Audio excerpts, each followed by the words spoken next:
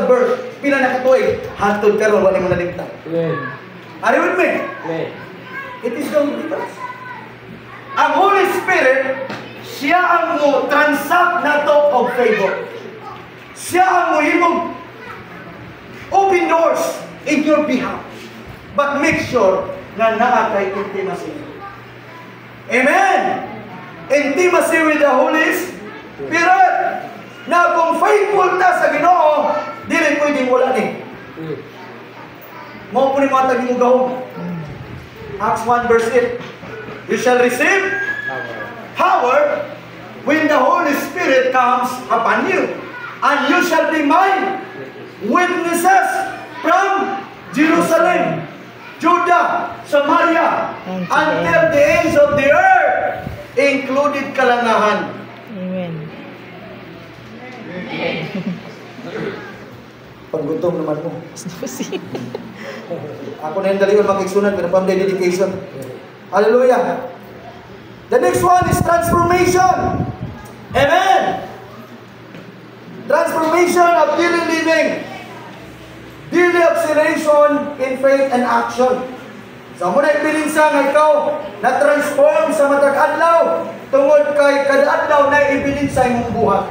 The next one is the word holiness from letter H. Holiness, say with me, holiness. Holiness. Holiness with God's word. Ang holiness makaigsunan, it doesn't mean ngayon ka nga murag wag di makasala, murag grabe makalingkod, grabe di kayo, kabalaan di kayo, mula ka murag di kasala.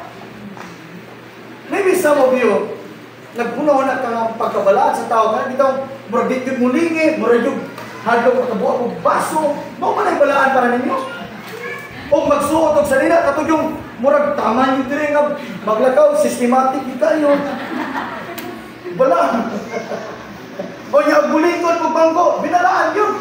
Para yung pagbulingkod, para yung iniyang pa, bulingkod pa. Pagporma na, inambil yung kamay. Wala.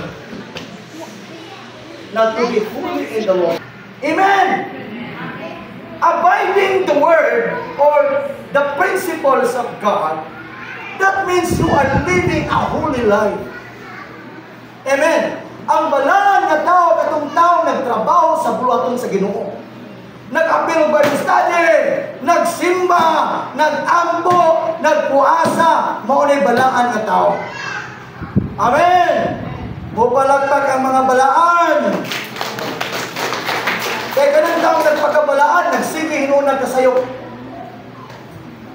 Hallelujah! Holiness in God's Word. In John 15 verse 2, His Word is like a water that cleans us. Without holiness, no one can see God. Kaya nga no, ang prohiba ra gyud pagkaigsunan nga ang Dios makakita nato tungod kay naa si Kristo nato. Naayang pulong. The Word itself is God Himself. The Word became flesh and dwell among us. Amen. Tungod ni sa pulong nga naani mo. Muna during the day of the Lord's coming, ang gitanaw sa Ginoo sa church, sa entire church. The church of God is not your building, church building, but you are the church. You are the temple of the Holy Ghost. That's why we are so called the body of Christ. Kay si Christ ang head of the church. We are the temple. Asa nagpuyo si Jesus? Wala ning building nga. Naani mo. Gitawag na body of Christ. Yung nang kalawas ni Kristo. Muna ang body, dili dapat magkasibulaag. Basta di na lang ng uban, ingon nga, wala. Focus. Asa na mong focus? Problema ba? Sa kwarta ba? Sa trabaho ba? Asa ba imong focus ka ron? Sa imong panginanglan? Sa imong bakang baka? Sa imong baboy?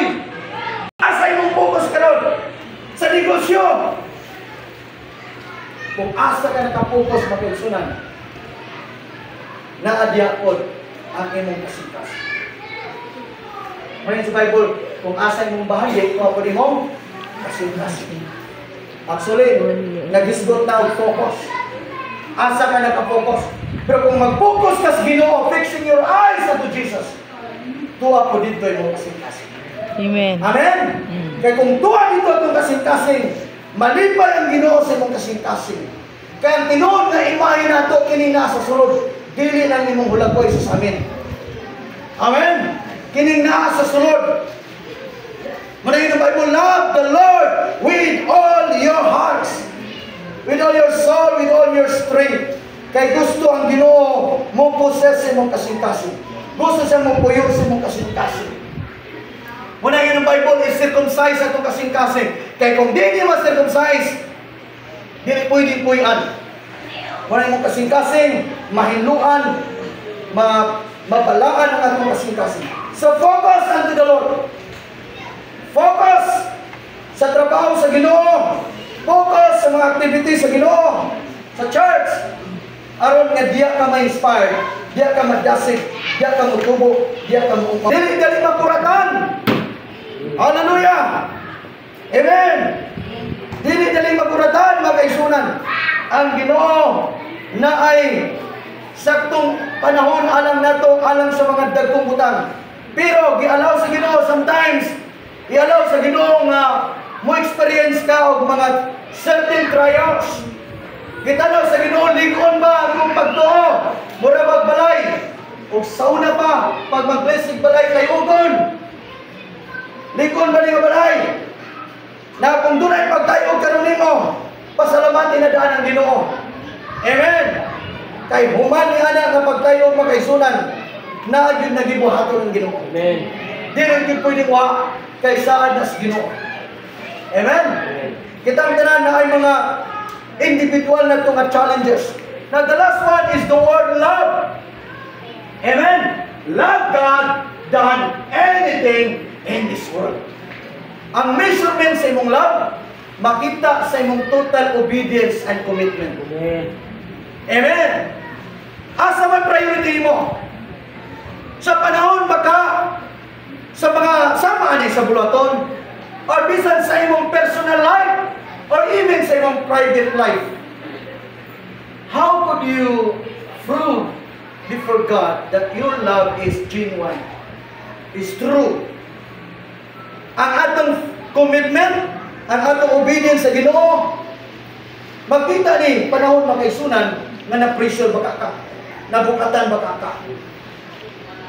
Apan salamat sa Ginoo. As long as we cry upon God, mo intervene ang Ginoo. Bukat baka kayo ron imong pagsulay. Naglibog baka ka sa imong desisyon. Hinumdumi lang nga mas gihigog pa nimong Ginoo bisan sa unsang butang nakita nimo karon. Ngayon nga naman, paminagsyon, mabati sa Ginoong tinuod imong gugma. Kung imong ba nag-asawa di niya mabati, ang Ginoo mabati niya. Kana ray siguraduha nga tinuod yun nimong gigugma si Lord. Andam kang mo sakripisyo. Kapoy na mga tugsibahan, kapoy na magbasa sa Bible, kapoy naman sabi kapoy. Kung sa may kapoyan nimo, ignay mo abay, walay kapoy sa so ikaw ray naguna-huna na. Amen! Amen! Nakaingon bitaw ko sa unay, Lord, salamat nga ako'y ipadala nimo sa kamangan. Kay luoy pud tawo kung mga sin. Conclusion. Salvation is the result of God's faithfulness. He demonstrated by total sacrifices and death. However, we as being saved, are you ready to demonstrate your faithfulness by means of total willingness to follow Him, to take up the cross, even until you die for Him? Now say only Jesus, you want to follow me? And Jesus, you want to follow me? Deny yourself. Take up your cross and follow me. Now, how can you follow Christ without considering? If we talk about the cross referring a lot of things about your life. It might be your trials. It might be kay panahon wa kay kwarta, wa kay trabaho, broken family, or unsa nga sitwasyon. You can consider it even right now. This is your cross. But the question is, are you willing to take up the cross for the sake of Christ? Makapadayon ba ka? Pwede ba nimo nang mapanumpa karon sa Ginoo, Lord, kini akong sitwasyon, kini akong problema, dili ni ina pressure nga dito mga lagad nimo. But instead, this is my commitment my real reason why I serve you more because of my situation. Ayaw himo ang imong rason karon nga di ka mahimong matilun-anon. Despite sa imong kabug-ak sitwasyon way nada, imo ang rason nga mas damor kang magmatilun-anon sa iyo. Now, manindog ta maka